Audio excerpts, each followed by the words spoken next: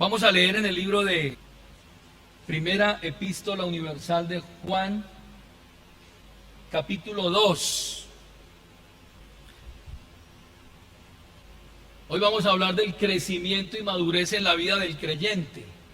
A partir del verso 12, dice la Escritura: Os escribo a vosotros, hijitos, porque vuestros pecados os han sido perdonados por su nombre.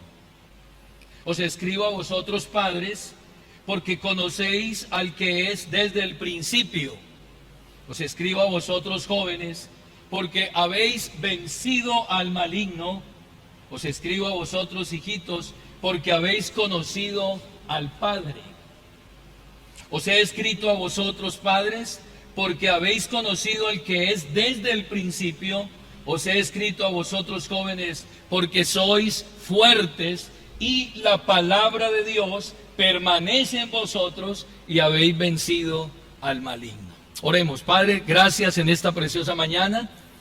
Sabemos que tu palabra es inerrante, es infalible, es autoritativa, es viva, es eficaz, y que a través de ella tú creaste los cielos y la tierra, que todo lo que vemos fue hecho por la palabra de Dios, y que esa palabra tiene poder creador. Nosotros como humanos, nuestras palabras no tienen poder creador, pues la Biblia dice que el aliento sale de la boca del hombre y vuelve a la tierra, y en ese mismo día perecen sus pensamientos.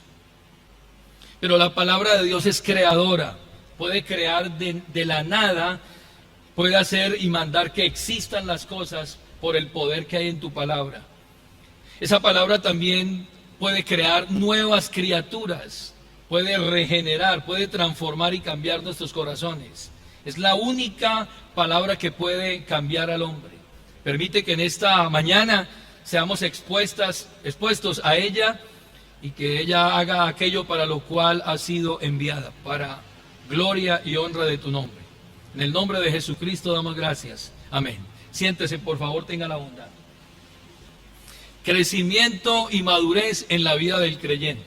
Hemos venido hablando acerca de las evidencias de un creyente, de un salvado. El Señor en su bondad y en su misericordia nos ha dejado una bitácora de vuelo para saber si estamos o no estamos, y si hay que ajustar cosas en nuestra vida cristiana para alinearnos con la vida que corresponde a un llamado de Dios. La Biblia dice que debemos andar como es digno de la vocación con que hemos sido llamados. Debemos andar como hijos de luz, y para eso se ha escrito esta carta. En los versículos 12, 13 y 14, hoy vamos a mirar algunas cosas importantes, y quiero que resaltemos algunos aspectos importantes en estos textos que vamos a estudiar en esta mañana. Lo primero es que el apóstol, aunque no escribe al inicio de la carta unos destinatarios, ahora él está diciendo en el versículo 12: os escribo a vosotros, a vosotros. Y aunque no nombra personas en particular, va a nombrar tres grupos de personas que hay en toda congregación. Número 1, los niños espirituales. Número 2, los jóvenes espirituales. Y número 3, los que son considerados padres o adultos o gente madura espiritualmente hablando. Lo encontramos en estos versículos, cuando dice hijitos, cuando dice jóvenes y cuando dice padres. El apóstol no está escribiendo aquí a padres hablando en términos humanos, sino en unos términos espirituales. Otra de las cosas que vamos a ver aquí en esta mañana es que el apóstol está justificando las razones por las cuales escribe a esas personas. Una de ellas es porque sus pecados han sido perdonados. Hay una identidad clara y definida a quién es el que les está escribiendo y por qué les está escribiendo. Porque les han sido perdonados sus pecados. A los jóvenes les dice porque conocen al que es desde el principio, le escribe a los padres. Y a los jóvenes les dice, porque la palabra de Dios permanece ¿en qué? En vuestros corazones. A raíz de eso Él les está escribiendo esta carta. Y en estos tres grupos que vamos a mirar, vamos a identificar las etapas de crecimiento y madurez de un creyente en Cristo. Eso es lo que Juan va a hacer en estos tres grupos que vamos a marcar claramente. ¿Y por qué lo vamos a hacer? Porque una de las mayores metas que debe tener todo hombre o toda mujer que ha nacido de nuevo es el de crecer espiritualmente como lo hacemos en el sentido físico. El crecimiento es voluntario, es intencional, aunque esa persona se está estirando en la noche quizás, pero él ha tenido una alimentación, él ha tenido unos estilos de vida y unos hábitos sanos que le permiten a esa persona que crecer físicamente. De igual manera, nosotros como nacidos de nuevo, como nuevas criaturas en Cristo, somos llamados a crecer. Las instrucciones, no solamente del Señor Jesucristo, sino de los apóstoles, están diseñadas, escuche bien, diseñadas. Cuando usted lee las cartas y los mismos evangelios, el mensaje apostólico está diseñado para incentivar el crecimiento en los creyentes. Jesús habló de crecer. Cuando habló y comparó el reino de Dios con una semilla de mostaza, dice que esa semilla creció y se convirtió en un gran árbol. Dice Mateo 13:31. Leo, otra parábola les refirió diciendo, el reino de los cielos es semejante a un grano de mostaza. Y en el verso 32 dice, el cual a la verdad es la más pequeña de todas las semillas, pero cuando ha crecido es la mayor de las hortalizas y se hace un árbol, de tal manera que vienen las aves del cielo y hacen nido en sus ramas. O sea, el reino de los cielos no es estático, el reino de los cielos no es un bonsái que se queda pequeño con unas ramas pequeñas. No, el reino de los cielos es que creciente, el reino de los cielos crece y ha venido creciendo a lo largo de la historia. Cuando Pablo habla acerca de la obra que está desarrollando con sus colaboradores y anexos apostólicos, él dice que la obra que él ha hecho juntamente con Apolos y otros líderes también ha tenido el crecimiento de Dios. Cuando escribe a los Corintios dijo, ¿qué pues es Pablo? ¿Qué es Apolos? Servidores por medio de los cuales habéis creído. Y eso según lo que a cada uno concedió el Señor. Y ahora dice, yo sembré, Apolo regó, pero el crecimiento lo ha dado ¿quién? Dios. Pablo está mostrando aquí que hay que crecer, que debe haber un crecimiento en el reino de Dios, en la obra de Dios. Y ahora cuando Pablo se refiere a la iglesia como cuerpo de Cristo, él va a mencionar la manera como ese cuerpo también debe de crecer. No solamente la iglesia universal formada por miles de creyentes, sino la iglesia local formada por creyentes nacidos de nuevo. Cuando habla acerca de la iglesia como cuerpo y escribe a los Efesios en el capítulo 4, el versículo 15 y 16 dice, sino que siguiendo la verdad en amor, crezcamos en todo aquel que es la cabeza, esto es Cristo, de quien todo el cuerpo, escuche bien, bien concertado y unido entre sí por las coyunturas que se ayudan mutuamente, según la actividad propia de cada miembro, recibe su crecimiento para ir edificándose ¿en qué? En amor. El cuerpo de Cristo debe sí o sí crecer. Porque crecemos a la medida de la cabeza que es ¿quién? Cristo. ¿Y usted se imagina una cabeza adulta y un cuerpo de niño? ¿Cómo se verá eso? ¿Qué hubiera pasado si usted no le hubiera crecido su cuerpo y creció la cabeza? Y que usted fuera envejeciendo solamente en su parte de su cabeza, pero el cuerpo se hubiera quedado bebé. ¿Cómo es eso? Aquí lo que está diciendo es que el cuerpo crece de acuerdo a la dimensión o a la medida de la cabeza que es Cristo. Y finalmente el apóstol Pedro exhorta a los creyentes a través de un imperativo y les dice: desechen toda malicia, todo engaño, toda hipocresía, toda envidia y todas las detracciones.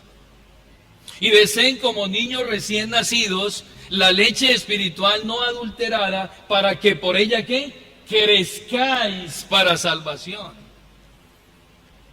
Técnicamente no sé todas las virtudes de la leche materna, pero es fundamental en la vida del ser humano alimentarse con la leche materna. Se establece una relación entre mamá e hijo, nutrientes, anticuerpos, absolutamente todo se produce a través de ese alimento. Y lo que Pedro está diciendo aquí es: deseen la leche espiritual no adulterada, para que por ella puedan, ¿qué?, crecer para salvación. Entonces, hermanos, lo anteriormente dicho a través de estos versículos, ¿qué nos está confirmando? Que sí o sí, usted y yo tenemos que crecer en Dios. Tenemos que crecer espiritualmente. Y ese crecimiento está ligado al proceso de perfeccionamiento del creyente. Está ligado a la santificación progresiva. Y aunque Dios es el que da el crecimiento, porque Pablo dice: yo sembré, Apolo regó, y el crecimiento lo ha dado Dios, porque todo es por gracia de Dios. Aún así, usted y yo somos ante Dios responsables de crecer. Hay una soberanía divina, pero también hay una responsabilidad humana. Usted debe estar en procura de crecer y crear los espacios de crecimiento personal, familiar, eclesiástico, para crecer. Lastimosamente, muchas congregaciones se quedaron estancadas, se quedaron pequeñas y no crecieron. Y quiero que hoy miremos algunos aspectos o ideas equivocadas de el crecimiento y la madurez espiritual. Lastimosamente, el concepto de crecimiento está distorsionado en muchos creyentes, y algunos piensan que el crecimiento espiritual se mide por los años que lleva en la iglesia. Usted le pregunta: ¿y cuánto lleva usted en la iglesia? No, yo soy pionero. Usted es edificio. Yo puse la primera piedra y llevo años aquí. Y piensan que porque pusieron la primera piedra y son pioneros y hacen parte de la base de esa membresía que nació y ha ido, por la gracia de Dios, avanzando, que esos meses, años, días le cuentan como creyente maduro y creyente que ha crecido. Y resulta que no es así, no es así. Hebreos capítulo 5, el verso 12, precisamente el escritor a los hebreos les dice: porque debiendo ser ya maestros, después de tanto tiempo, tenéis necesidad de que se os vuelva a enseñar cuáles son los primeros rudimentos de la palabra de Dios, y habéis llegado a ser tales que tenéis necesidad de leche y no de alimento espiritual. Va uno a mirar y realmente sí, muchos años, pero poco conocimiento, poco crecimiento. Una vida que todavía no se comporta a la altura de las exigencias y de los principios y lo que está establecido en la palabra. Todavía hay hábitos malsanos y una vida que deja mucho que desear, porque muchas veces se piensa que los años son igual a madurez, los años son igual a haber crecido, y resulta que no es cierto. Mucho tiempo, poco crecimiento. Pero también hay un concepto equivocado de que el crecimiento espiritual tiene que ver con la actividad, el activismo, o con el éxito ministerial, de que son exitosos ministerialmente hablando. Yo lo he llamado activismo, y resulta que tampoco. ¿Por qué? Porque seguir los estándares de éxito, incluso estándares evangélicos, puede ser engañoso. Entonces hoy se miden muchos ministerios que han crecido y son ministerios maduros, porque quizás tienen una buena y nutrida página en internet, o porque tienen muchos seguidores, o porque tienen una gran sede corporativa, o una sede administrativa, o una sede eclesiástica, o porque hay multitudes que van allí, o porque ese pastor o ese líder es reconocido a nivel de ciudad y por eso han crecido espiritualmente. Pero Pablo muestra los parámetros reales de éxito que muchas veces van en contra de la cultura y que muestran cuál es el verdadero crecimiento de un hombre o de una mujer que está sirviendo a Dios. Uno de ellos lo encontramos en Filipenses capítulo 4, le invito a que me acompañe allí, Filipenses capítulo 4, y Pablo habla acerca de lo que realmente es crecimiento y madurez. Verso 11, dice la Escritura: no lo digo porque tenga escasez, pues he aprendido a contentarme cualquiera que sea que mi situación. Sé vivir humildemente y sé tener abundancia. En todo y por todo estoy enseñado, así para estar saciado como para tener hambre, así para tener abundancia como para padecer ¿qué? Necesidad. Todo, absolutamente todo, lo puedo en Cristo que me fortalece. Eso es madurez. Madurez y crecimiento no se compara siempre a que tenemos o no tenemos. No, madurez es que teniendo o no teniendo, dice Pablo aquí, he aprendido a contentarme cualquiera que sea que mi situación. Eso es madurez. Y cuando escribe a los Corintios, les dice, hablando acerca de su madurez y crecimiento, vaya ya primera de Corintios 12:10. Entonces, con toda seguridad que si midiéramos los ministerios y a muchos creyentes hoy con estos parámetros, no sería muy aceptado, porque a veces creemos que bendición, crecimiento y madurez es porque se tienen cosas materiales o se tienen logros seculares. Y Pablo muestra otra cosa. El verso 10 del capítulo 12 dice la Escritura, perdón, es segunda de Corintios. El verso 10 dice: por lo cual, por amor a Cristo me gozo en las debilidades. ¿Me gozo en qué? En afrentas. Me gozo en necesidades. Me gozo en persecuciones. Me gozo en angustias. Porque cuando soy débil, entonces ¿soy qué? Soy fuerte. Note usted que el estándar de Pablo, que mide su madurez, no está hablando de éxito, reconocimiento, poder, influencia, como muchos líderes hoy quieren mostrarlo. Él lo que está diciendo aquí es que él se goza en debilidades, en afrentas, en necesidades, en persecuciones, en angustias, porque cuando soy débil, entonces ¿soy qué? Soy fuerte. Nada que ver con el estándar de la sociedad hoy, de cómo te miran hoy, si eres exitoso o no lo eres. Así de que ahora Juan quiere escribir respecto al crecimiento, que nosotros tengamos un correcto conocimiento acerca de lo que es madurez y crecimiento espiritual. Vuelva allí a primera de Juan, capítulo 2. Y va a hablar al primer grupo, que yo lo he llamado, lo he denominado, los destinatarios que han tenido una experiencia en la obra redentora.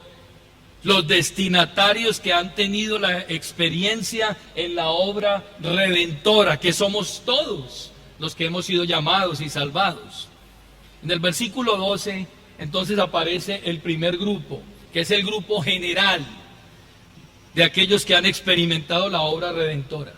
A estos, Juan les dice: os escribo a vosotros, hijitos, porque vuestros pecados han sido perdonados por su nombre. Y ese hijitos, que Juan está hablando, hijitos, tiene que ver con no hijitos en cuanto a edad, no niños en cuanto a edad cronológica, no se está refiriendo a esos pequeños. Es una expresión de afecto, es una expresión de paternidad espiritual. Juan está replicando lo mismo que Jesús le dijo a sus discípulos y la forma en que Jesús trataba a sus discípulos. Jesús le dijo a sus discípulos: en cierto momento antes de partir, les dijo: hijitos, aún estaré con vosotros un poco, me buscaréis, pero como dije a los judíos, así os digo ahora a vosotros, a donde yo voy, vosotros no podéis ir. Note que Jesús con ternura, con amor, estaba tratando ¿a quién? A sus hijitos, a sus discípulos, a sus seguidores. Y Juan lo que está haciendo aquí es hablando a un grupo de salvados, de perdonados, que han experimentado y han tenido la experiencia del perdón de sus pecados. Lo dice del versículo 1 del capítulo 2 de esta misma carta. Acompáñenme a leer, por favor. Verso 1 del capítulo 2 dice: hijitos míos, estas cosas os he escrito para que no pequéis. En el verso 28 de este mismo capítulo dice en el verso 28: y ahora, hijitos, permaneced en él. En el capítulo 3, en el versículo 7, les dice: hijitos, nadie os engañe.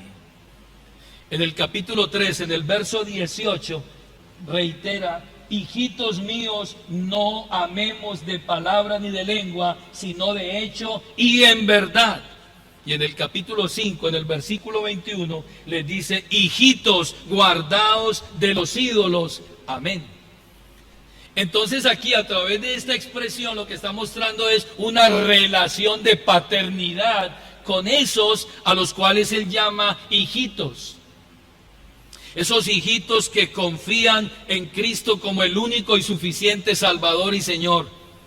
Esos hijitos que tienen vidas transformadas por el poder del Espíritu Santo. Esos hijitos que viven en obediencia a la palabra de Dios y lo demuestran a través del amor fraternal no fingido entre ellos. Se aman unos a otros.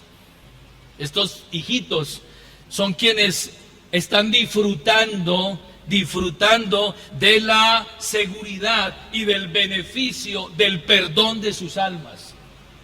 Toda esa congregación había recibido esa carta y él le está hablando específicamente, Juan, no a esos falsos maestros que los estaban engañando, sino a aquellos que habían tenido la experiencia gloriosa del perdón. Le está hablando a aquellos bienaventurados, a aquellos dichosos, a aquellos felices que han tenido la experiencia del perdón. La misma experiencia del perdón que usted y yo hemos tenido hoy a través de la obra de Cristo. Han experimentado lo que dice el versículo 1 del capítulo 32 de los Salmos. Bienaventurado aquel cuya transgresión ha sido ¿qué? Perdonada. Y cubierto su pecado. Bienaventurado el hombre a quien Jehová no culpa de iniquidad y en cuyo espíritu no hay engaño. A esos es que se está refiriendo el apóstol Juan aquí en su carta. Se está refiriendo a aquellos que, como dice el versículo 8 de este capítulo, Dios los ha guiado y les ha enseñado el camino por donde deben andar. Verso 8: te haré entender y te enseñaré el camino en que debes de andar. Es a esos hijitos a los que él se está refiriendo.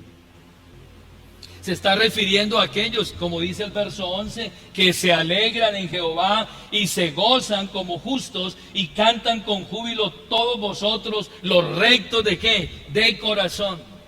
Aquellos que han puesto su confianza en Cristo, en la obra de Cristo, y que no han sido perdonados por sus méritos propios, porque se arrepintieron humanamente hablando y tomando la iniciativa, sino que tienen muy claro que ese perdón que han recibido, lo han recibido, como dice el apóstol: vuestros pecados han sido perdonados por su nombre. En otras palabras, por la gloria de Dios, por la honra de Dios. Sus pecados y mis pecados han sido perdonados por la gloria de Dios. Y hay un versículo que aclara este concepto. Allí en el Salmo capítulo 25, precisamente muestra la razón por la cual Dios ha determinado perdonarnos a nosotros en Cristo. Y no es por mérito humano, no es por obras, es por la gloria de Él. Capítulo 25, el verso 11 de los Salmos. Dice el versículo 11: por amor ¿de quién? De tu nombre. Escuche bien, porque a veces nosotros pensamos que es por nosotros. Es que Dios me perdonó a mí porque es que yo soy el niño consentido del Señor y es que yo soy bueno y no. Él ha hecho esa obra por amor a Él mismo. Verso 11: por amor de tu nombre, oh Jehová, perdonarás también mi pecado, que es que grande. Esos a los que Juan escribe son los que han gustado el perdón y que han reconocido que ese perdón no ha venido por sus méritos, sino que Dios lo ha hecho por amor a sí mismo, a la gloria de Él mismo, y por eso han recibido el perdón de sus pecados. A ese primer grupo les escribe Juan, a quienes hemos sido perdonados. ¿Cuál ha sido su experiencia de perdón en Cristo?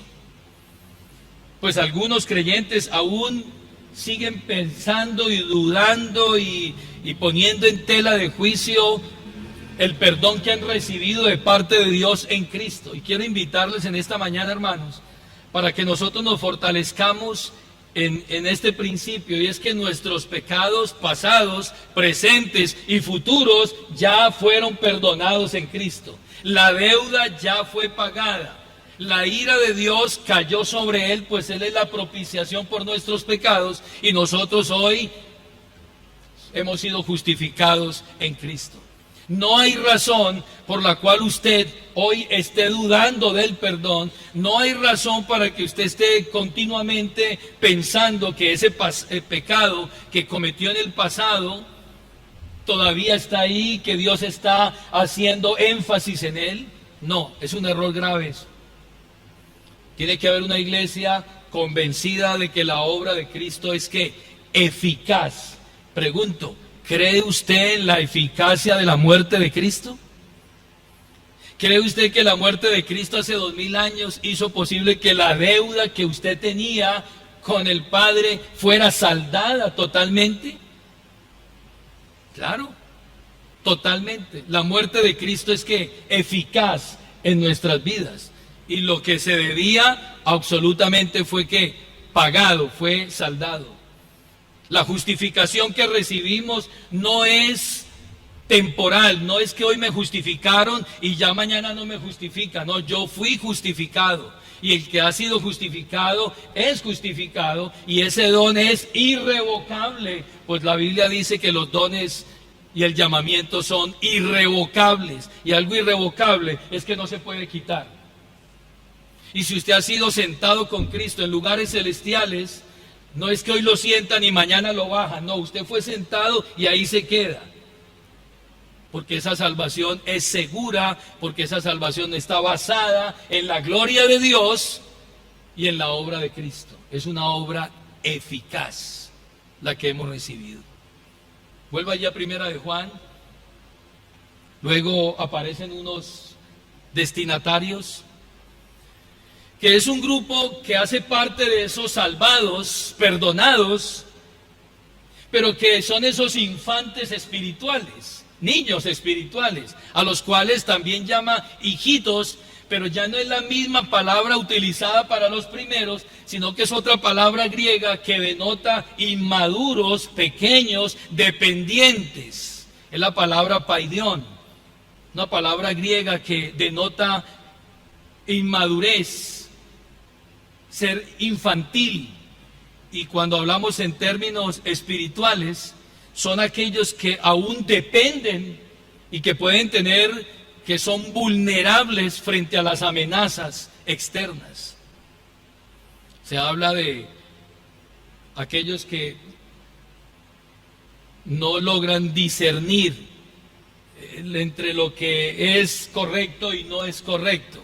Son quienes han sido redimidos En razón a ello, ahora tienen el espíritu de adopción por el cual claman Abba Padre.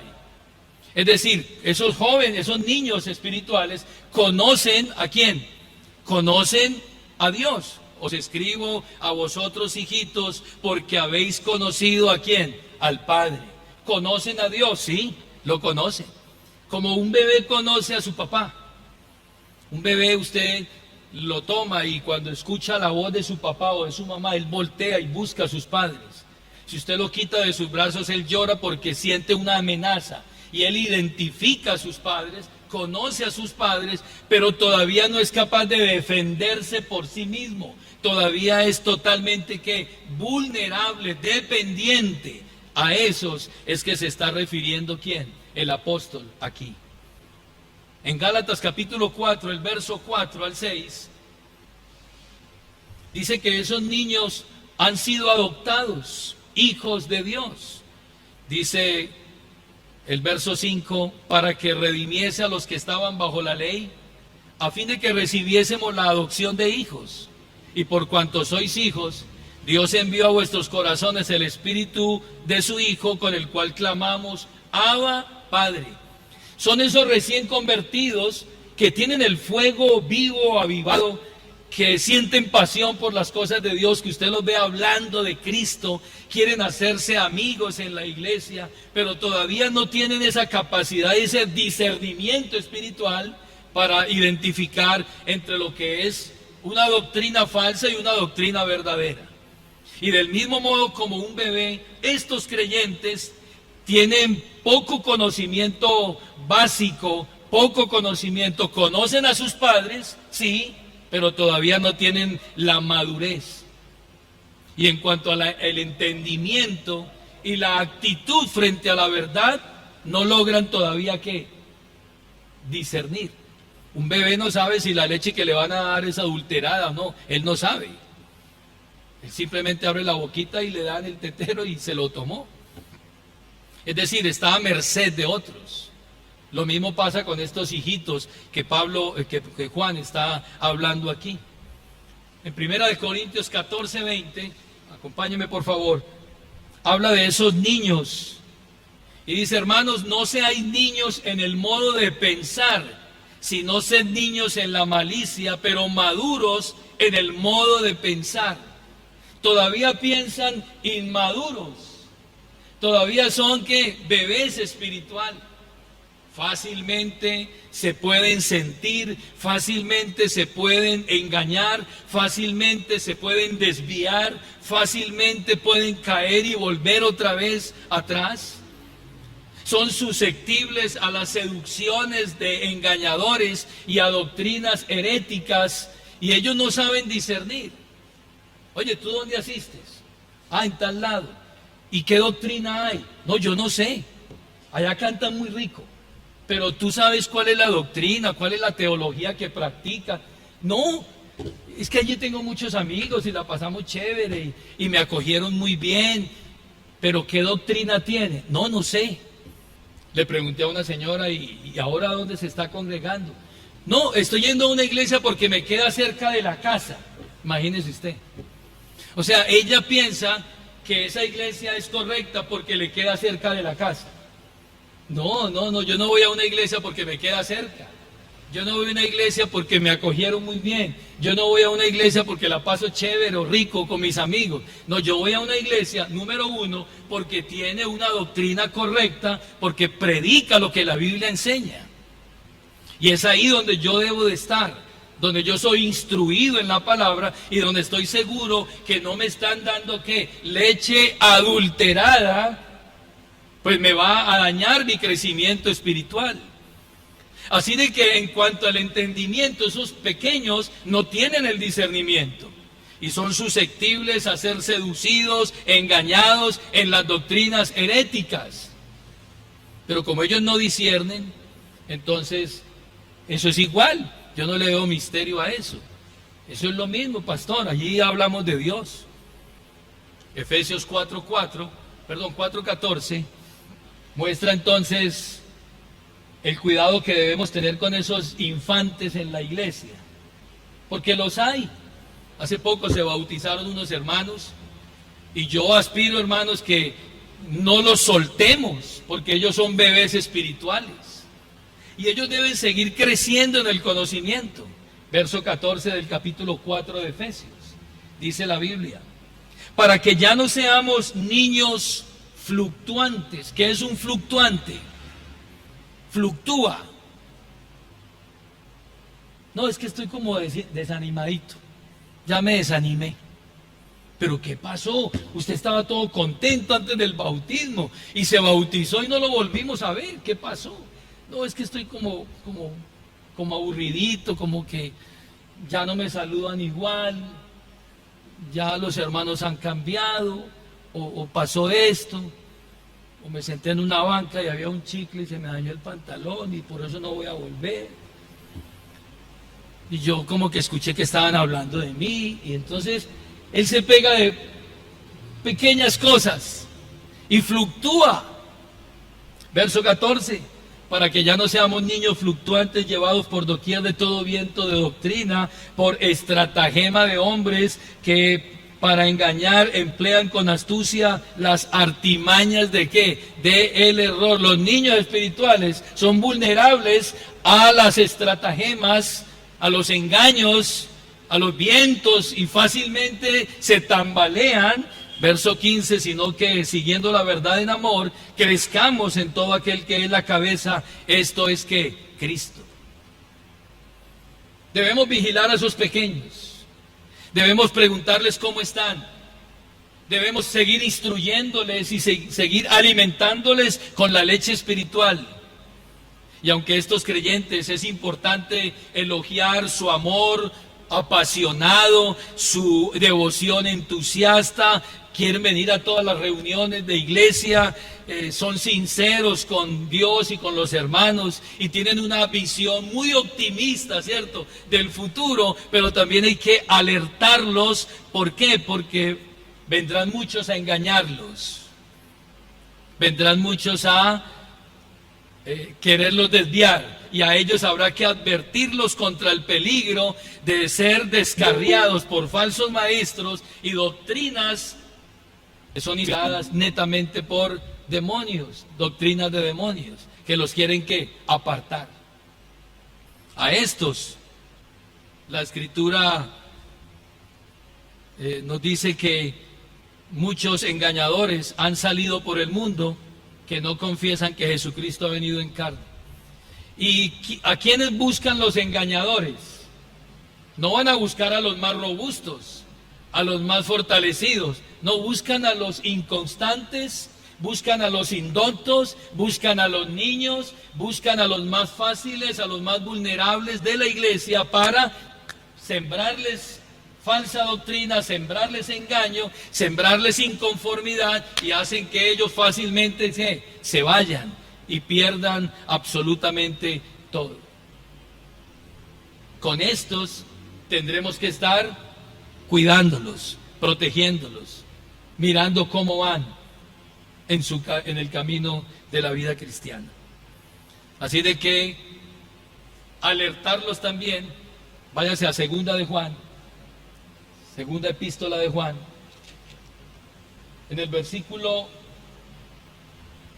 7, alertarlos y decirles, verso 7, porque muchos engañadores han salido por el mundo que no confiesan que Jesucristo ha venido en carne. Quien esto hace es engañador y anticristo. Mirad por vosotros, hermanos, y los infantes espirituales que aquí están, mirad por vosotros, tienen que estar vigilantes, mirad, estar atentos, es un imperativo para que no perdáis el fruto de vuestro trabajo, sino que recibáis ¿qué? Galardón completo. Esté atento, esté mirando, porque andan por allí muchos engañadores. Versículo 9, cualquiera que se extravía y no persevera en la doctrina de Cristo, no tiene a Dios, y el que persevera en la doctrina de Cristo, ese sí tiene al Padre y tiene al Hijo. Pastor, la doctrina no es importante. La doctrina divide. Eso es verdad, la doctrina sí divide. La doctrina sí divide. Divide entre lo falso y lo verdadero. Mire el versículo 10. Si alguno viene a vosotros y no trae ¿qué? Esta doctrina, no lo recibáis. ¿En dónde? En casa. Ni le digáis ¿qué? Bienvenido. ¿Por qué? Porque el que le dice bienvenido participa de sus malas obras. Hermanos, son muy extremistas, muy fanáticos. No es eso. No, sino que si esa persona no viene con la doctrina, no viene con una doctrina sana y no adulterada, yo no le puedo abrir la puerta y sentarme a escuchar, y menos un infante espiritual, porque fácilmente será que desviado de la doctrina. Y como dice el versículo 9, mirad por vosotros para que no perdáis el fruto de vuestro trabajo, sino que recibáis ¿qué? Galardón completo. Hay que cuidarlo, hay que vigilarlo, hay que rodearlo a esos nuevos creyentes en la congregación.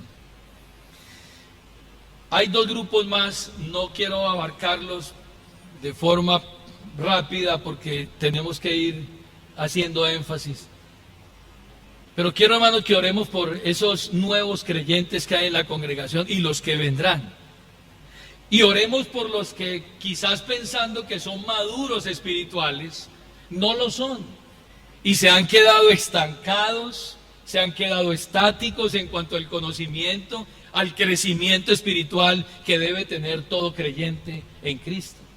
Así de que les invito a estar en pie y vamos a dejar esos dos grupos que faltan para nuestra próxima reunión, cuando hablaremos de aquellos que son jóvenes, que dice que la palabra de Dios permanece en ellos y han vencido al maligno y son fuertes. Y hablaremos de los padres que han conocido al que es desde el principio. A esos dos grupos se les demandarán muchas más cosas, pues al que mucho se le da, mucho se le pide.